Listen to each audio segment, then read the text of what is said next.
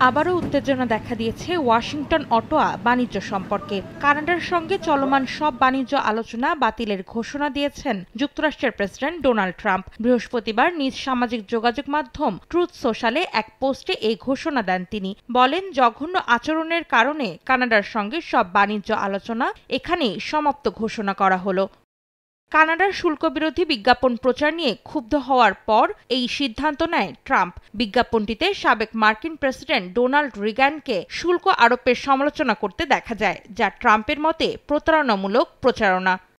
এদিকে রিগান ফাউন্ডেশন এক্সে জানায়, বিজ্ঞাপনটিতে ১৯৮৭ সালে দেয়া প্রেসিডেন্ট রিগানের আসল ভাষণকে বিকৃত করে অনুমতি ছাড়াই ব্যবহার করেছে। আইনগত ব্যবস্থা নেয়ার বিষয়টি বিবেচনা করা হচ্ছে বলেও জানায় ফাউন্ডেশনটি। ডেন্টিস্টের পরামর্শ নাও নতুন কোলগেট অ্যাক্টিভ সল্ট। অন্যদিকে অন্টারিওর প্রিমিয়ার ডগ ফোর্ড বিজ্ঞাপনটির পক্ষে বলেন, যুক্তরাষ্ট্রের শুল্ক নীতির বিরুদ্ধে তাদের অবস্থান জানাতে সব ধরনের সম্ভাব্য উপায় ব্যবহার করা হবে। অন্তরা সেন, সময় সংবাদ।